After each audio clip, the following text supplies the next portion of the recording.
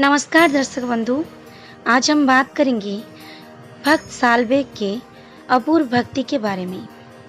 दर्शक बंधु, लालबेग के नाम से एक उच्च कोटि के सैन्य मुगल सम्राट के सैन्य वाहिनी में वो शामिल थे। वो कटक शहर के लालबाग में उनका घर था, वो वहीं पे रहते थे। दर्शक बंधु, लालबेग एक खल प्रकृति और दुष्ट व्यक्ति थे। मुगल सम्राट बादशाह के आदेश में वे उड़ीसा राज्य में राज्य जीतने की आशा में वो उड़ीसा राज्य के ऊपर आक्रमण किए थे। जब वो रास्ते से लौट कर आ रहे थे, तब उनको जो भी लोग देखते थे वो भयभीत होकर छिप जाते थे। एक बार एक विधवा औरत स्नान करके अपने घर लौट रही थी। तब लालबेग की नज़र उसके ऊपर गिर गई, तो वो उसको देखकर विमोहित हो गया। उसकी सुंदरता इतनी अधिक थी कि वो लालबेग उसको उधर से उठा ले गया और अपने घर लेके उसको शादी कर लिया। इसी तरीके से कुछ दिन बीत गए और उनका एक पुत्र हुआ, तो लालबेग ने उनका नाम सालबेग रख लिया। लालबेग की पुत्र जब युवक बन गए, तब वो भी अपने पिता की तरह मुगल सम्राट के सैन्य वाहिनी में वो भी शामिल हो गए और राज्य जय करने के लिए बाहर देश को जाने लगे। एक बार युद्ध के समय पर सालबेग बहुत बुरी तरीके से घायल हो गए थे। वो युद्ध में अनेक प्रकार की चिकित्सा करवाने के बाद भी कोई भी अच्छे से सुफल मिला नहीं उनको। सालबेग अपनी माँ को बताए कि मैं और कुछ ज़्यादा बचूंगा नहीं और आप मेरी बचने की आशा को छोड़ दीजिए। मेरे शरीर का अच्छे से सुस्त होने का कोई भी उपाय नहीं है माँ। इसी तरीके से सालबेग अपनी माँ को बता रहे थे। ये सब बात सुन के उनकी माँ ने बोला कि उपाय है, आप अच्छी तरीके से ठीक हो जाओगे और आप बच भी जाओगे। तो उन्होंने उनकी एक बात बताई कि मैं एक ब्राह्मण औरत हूँ और आपका पिता एक मुसलमान है। ये सब बात सुनकर सालबेग द्वंद्व में पड़ गए। वो सोचने लगे, ये कैसे हुआ कि एक ब्राह्मण औरत और एक मुसलमान, ये कैसे हुआ कि वो शादी कर लिए। फिर उनकी माँ ने उनको सारी कहानी बताई, कैसे उनके पिता ने बलपूर्वक उनको उठा के ज़बरदस्ती उनके साथ शादी कर ली थी। इसी तरीके से वो सारी बात बताने लग गए और उनकी माँ ये बोलने लगे कि तुम्हारे पिता का बहुत सारे पत्नियाँ और बहुत सारे पुत्र हैं, लेकिन मेरे पास तुम्हारे सिवा और कोई नहीं है। तुम अगर जल्दी से ठीक नहीं हो जाओगे तो मैं भी ज़्यादा दिन तक बचूंगी नहीं। ये उनकी माँ सालबेग से बोलने लगे और सालबेग बोलने लगे कि माँ, मैं आपकी सारी बात मानने के लिए तैयार हूँ, पालन करने के लिए भी तैयार हूँ, लेकिन मैं क्या करूँ। मेरे सारे घाव, सारे शरीर में बहुत पीड़ा हो रही है, घाव भरते नहीं हैं, मेरा तबीयत दिन ब दिन ज़्यादा ख़राब होने लगा है। फिर भी आप जो बोलोगे माँ, मैं आपकी बात सारी सुनूंगा।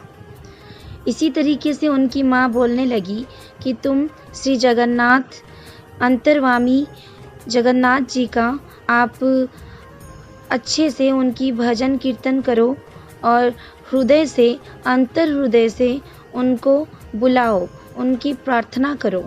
उनकी माँ ये बोलने लगी तुम देखोगे 12 दिन के अंदर तुम संपूर्ण रूप से सही तरीके से ठीक हो जाओगे।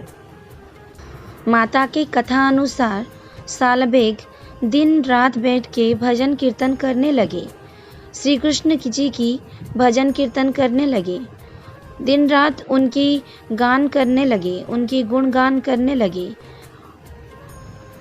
प्रभु श्री कृष्ण की वृंदावन की लीला वो सोचते सोचते विमोहित हो जा रहे थे। इसी तरीके से 12 दिन पूरे हो गए। फिर सालबेग पूछने लगे, माँ 12 दिन हो गए लेकिन अभी तक मेरे शरीर में कुछ अंतर नहीं आया, कुछ भी अच्छे से ठीक नहीं हुआ, मेरे घाव पूरी नहीं हैं, मेरे घाव सारे उसी तरीके से कच्चे हुए हैं।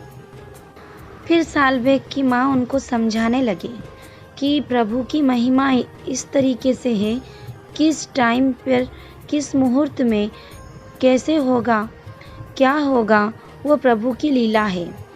तो तुम चिंता मत करो, सब ठीक हो जाएगा, तुम धैर्य धरो। ऐसे सालबेग को उनकी माँ समझाने लग गए। फिर इसी तरीके से श्री कृष्ण जी की लीला सोचते सोचते सालबेग सो गए। फिर वो श्री कृष्ण जी की स्वप्न देखने लगे।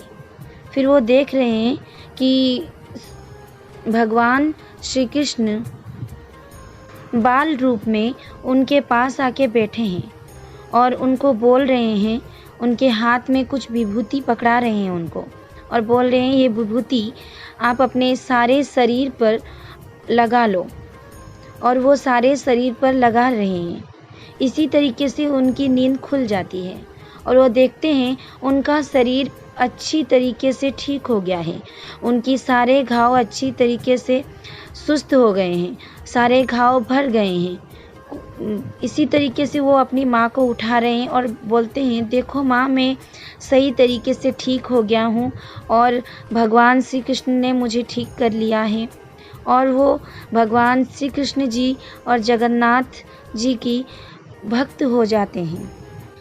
फिर इस बात से वो खुश होकर कृष्ण गान करने लगी और ये संसार का सारे लोभ, माया और सारे विमोहित को छोड़कर वो संन्यास लेने का निर्णय ले गए और इसी तरीके से वो पूरी तीर्थ धाम के लिए निकल पड़े।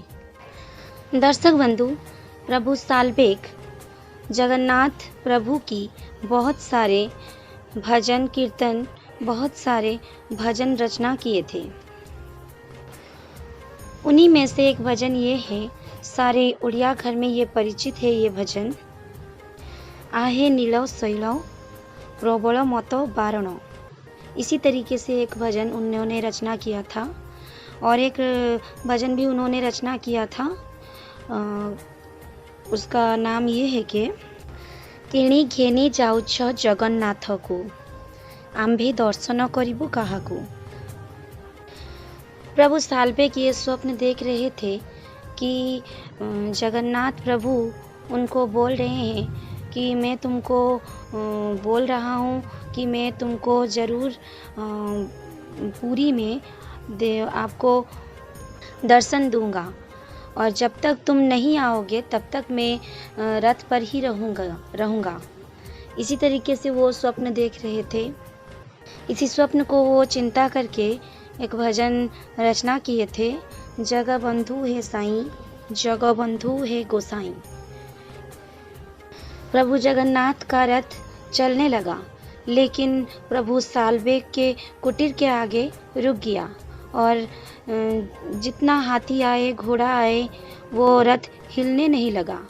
फिर वो जो सब पूजक थे, ब्राह्मण थे, पंडा सब थे, वो सब चिंता में पड़ गए और प्रभु जगन्नाथ को आभार होके उनके शरण में गिर गए।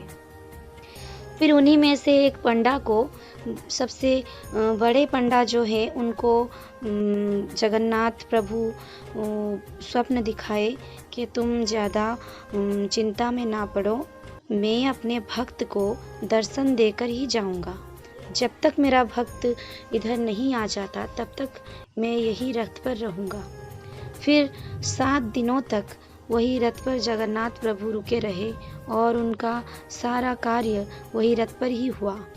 फिर प्रभु सालबेग आए और जगन्नाथ प्रभु उनको दर्शन दिए। फिर रथ चलने लगा गुंडीचा मंदिर के आगे। दर्शक बंधु, हम आपके लिए और नए नए वीडियो ज़रूर लेके आएंगे, तो हमारे चैनल को सब्सक्राइब करना आप बिल्कुल भी ना भूलें और लाइक, कमेंट और शेयर करना बिल्कुल भी ना भूलें। धन्यवाद।